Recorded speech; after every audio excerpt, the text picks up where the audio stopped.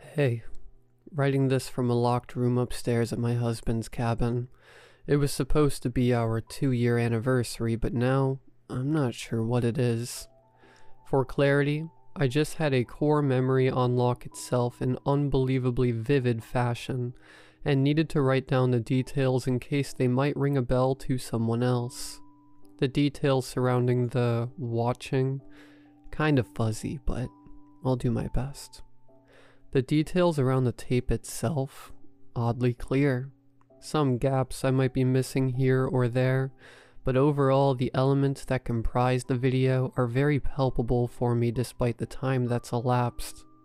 It was 3rd grade, a field trip to a nature trail, a 30-minute school bus ride, remnant of a now bygone time.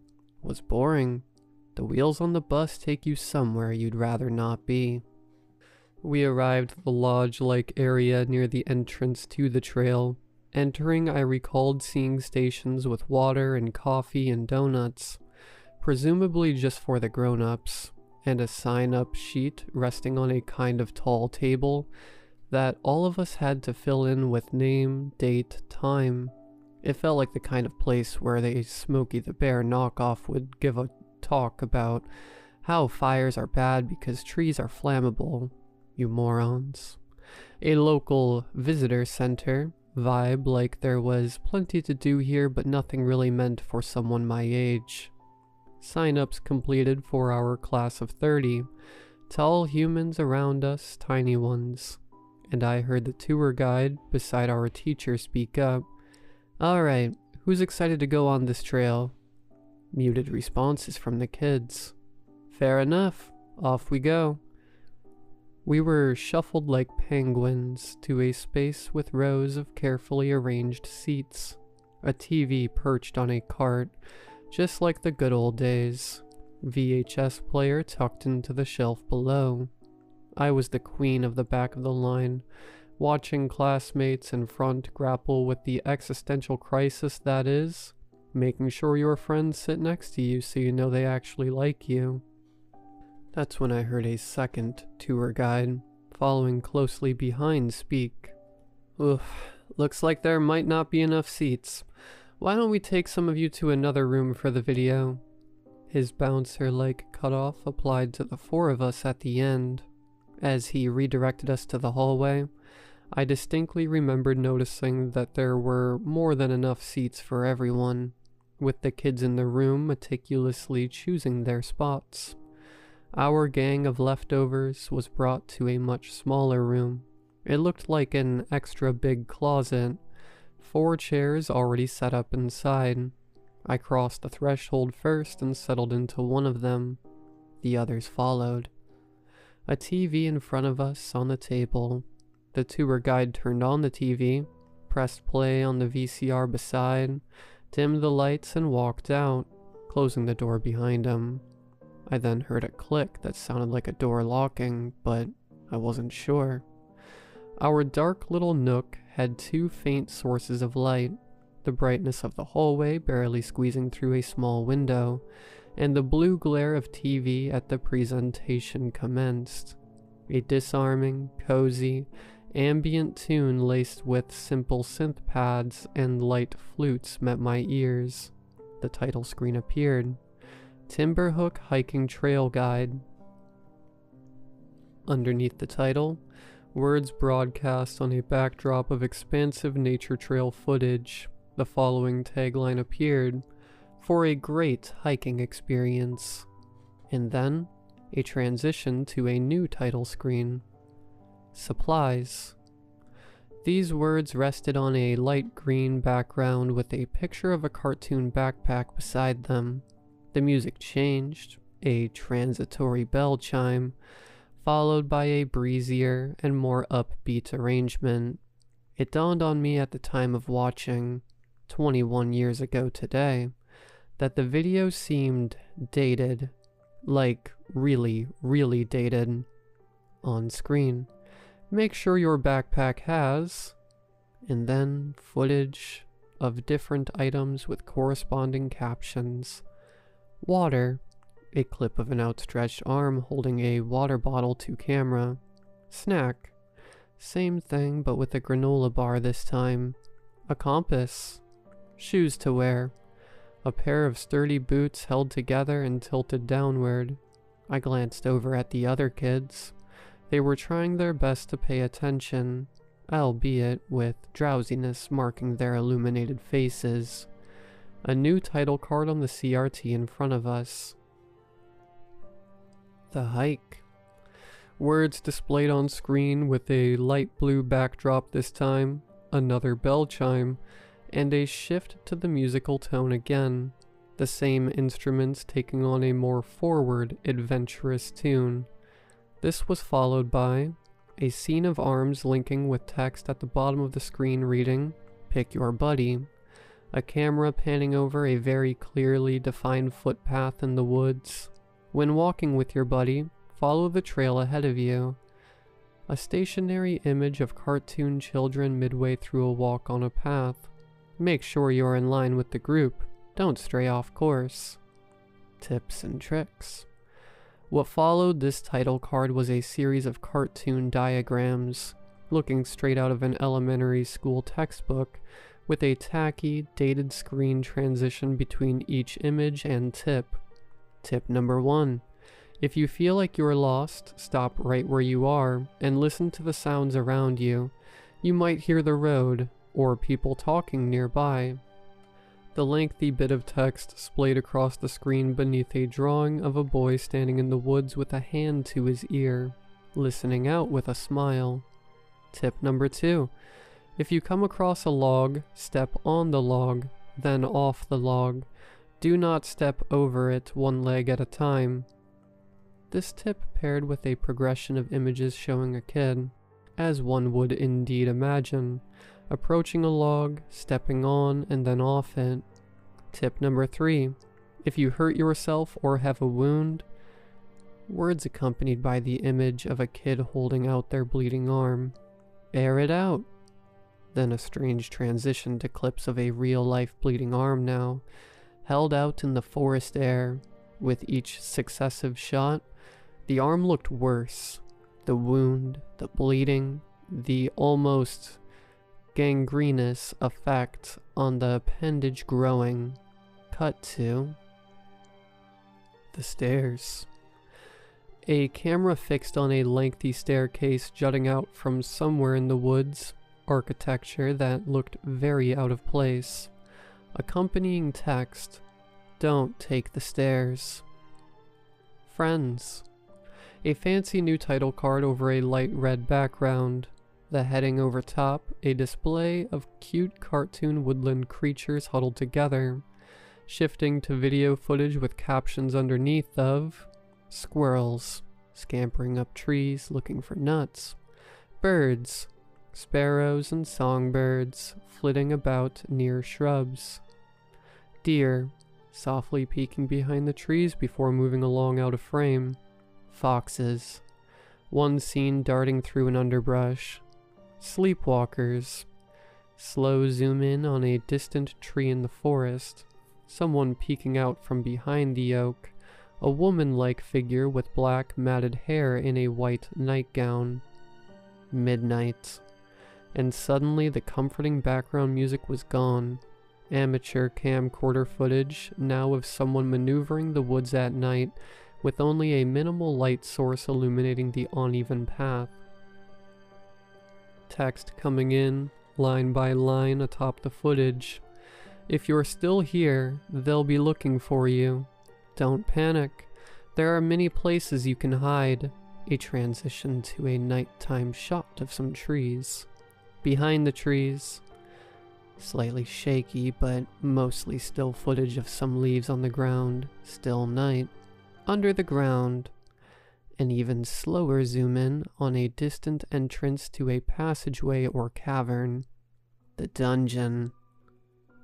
The dungeon. I felt the chair beneath me, and remembered I was in a room with 3 other kids watching something. My eyes were glued to the monitor. I didn't feel comfortable looking to my left or my right. The imagery on screen wasn't resonating in any comfortable way, but the childlike fear in me told me if I stopped watching, something even worse would happen. It was hard to tell what I was looking at. The visuals on TV looked dark, thick, obscured, words that make no sense but are the best description I can muster, like the sorts of shapes you'd see with your eyes closed and palms pressed upon them. As I tried to piece together what it was, text, in the color red this time, appeared at the bottom. The dungeon might be a safe place to hide in for a little while. The text disappeared faster than usual. Slowly the video began to clear. The footage seemed to be taken in a dark, cluttered room. Tables, shelves, materials, tools, all sorts of items crowding the space. Near the top of the screen, what looked like a window, the sound of heavy breathing. It seemed like the video was recorded by someone crouching in the corner. They might never suspect you would hide in the same place they were planning to bring you to. Text gone. More breathing. Steady camcorder in the dark. Just don't stay there for too long. Eyes appeared on the window, with the sound of something sliding open and... nature. What? Once again there was daylight on the screen. Rivers, babbling brooks, and a friendly forest. A reprieve that made my 9-year-old self think about the best way to delete everything I'd seen from my brain. My first tango with compartmentalization. Nature, just comforting nature scenes. Nature is beautiful. Take some time to appreciate its wonder. Everything is in balance. The text lingered for a beautiful while, before cutting to a new title card again. The final one, as I would find out. The cabin. A camera that must have been positioned high on a mountaintop looked down at an expanse of forest from afar. Daytime at first, but the footage quickly revealed itself to be a time-lapse, tracking minor changes and movements before bringing us to the night. Then, for the third time, the camera began to pan, this time painfully slow, delving deeper and deeper into the forest. Granular details sharpened as it zoomed in, while I wondered just how far this seemingly telescopic lens could go. Closer and closer, further and further until landing on a large cabin. Isolated in pitch-black darkness, it didn't belong with the rest of the forest. Lights on in all of the rooms, a glare cast out on the dense woods surrounding. The following subtitle: "Do not go near the cabin." Mechanical sounds as the camera pushed in slightly closer, with a different clearness, as if the lens was suddenly changed. "If you are near the cabin, do not go inside."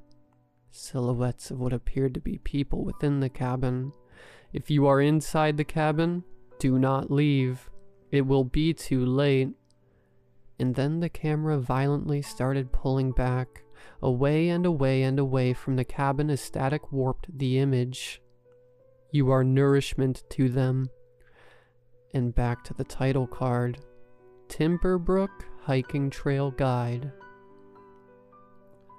The comforting strings, synths, and woodwind instruments were back. The text underneath the title now just read, "For a hiking experience." Then the tape stopped, and it was just our smudged reflections on the TV now. We sat in the still of the dark. No one moved an inch. The shared, telepathic agreement we all seemed to fall under was, pretend everything is okay. If none of us said we were scared, then we wouldn't give the game away. If we looked like we were alright, then we were alright, right? The tour guide returned. He was hunky-dory as normal. "Alright," I heard him say, opening the door. Light switch flicked on. "Looks like you're all done. Ready to hike?" he asked with chipper delivery. A muted response from us kids. He motioned for us to follow, and so we did. I'm not sure if it was a trick of sound or a hallucination, but I remember the guide whispering, only to me it seemed, best of luck, as we joined the larger group. Whether this potential remark was tinged with sarcasm or sincerity, I wasn't sure. The hike happened. It was mundane, barely any elevation. It wasn't a particularly dynamic path, more like a trudge through some level, open forest with an almost industrial-looking path leading the way through. Like any in-depth video guide on the how of maneuvering this was completely pointless. There was no way anyone could have gotten lost, and it looked nothing like the video we'd watched. Only one thing caught my eye on the trail. The insignias that had been carved deep into the trees. Elaborate scrolls and markings all along the path. Then it was over, quicker than one would have imagined. And I had to wonder if the larger group of 26 students actually saw the same tape that my group did, or if ours was different. Now, some odd 21 years later, that same question cuts to the front of the line in my mind as I reconcile with the bizarre childhood experience I'd severed from my head so many years. It's my 2-year anniversary, as I mentioned at the beginning of this post. My husband pitched renting a cabin for the occasion, something I enthusiastically jumped at. When it came to romantic gestures, this was more bombastic than anything he'd ever done, or anything I'd experienced before. Our love story origins are pretty unremarkable. We actually met as part of a local hiking group, and struck it off immediately. 5 years of boyfriend-girlfriend, 2 years of husband-wife. It's strange to me as I write all of this now that the traumatic experience of watching the Timberbrook guide didn't subconsciously put me off of hiking forever, as I push myself to wonder why. I can't help but find those carved sigils popping up in my head again. Hubby and I drove into the secluded area, and as we got closer, there was a familiarity to the surroundings that I couldn't quite shake. The uneasy gut feeling was manageable at first. Unfortunately, when paired with my husband's increasingly bizarre behavior on the trip, it became harder to ignore. We were supposed to be spending quality time together at the cabin, I thought. Instead, he was quiet, stern, always looking outside, like he was waiting for someone. Then, at night, after what I tried to justify as just an unbelievably off day for him, I woke up to find he wasn't in bed. I left the room, creaked down the stairs to ground level, to see him sitting on a couch and staring at the TV. Before I even saw what was on screen, the musical chimes and soothing ambient tunes I heard brought the flood of memories back. I saw the title cards on screen, the stairs, followed by friends, followed by midnight, and he was transfixed. I ran back upstairs and locked the door to the bedroom. After that, I tried to recall anything and everything I could about the video, and noted it down in this post. And now I'm trying really, really hard not to panic. It's been an hour. I swear the tape has looped 10 times over, judging by the muffled and obscured sounds coming through the wall. It finally stopped only a few minutes ago. Now he's at the door. He's trying to reason with me. He says there's nothing to be concerned about, that we should go outside, that he wants to show me something cool in the woods nearby, some passage in the ground. As he says it, I can tell there are people standing there with him, trying to stay quiet. It's only him talking, but still I can hear their presence, their breathing. I'm having to keep this part of me that wants to jump out the window and run into nowhere at bay. After all, I can see that there are people outside too. They're in the woods, barely peeking out from behind the trees. A full crowd who look very, very much like the members of that same hiking group I met my husband at. I can hear the tour guide's voice in my head again, more vivid. He really did say it, both sincerely and sarcastically. Best of luck.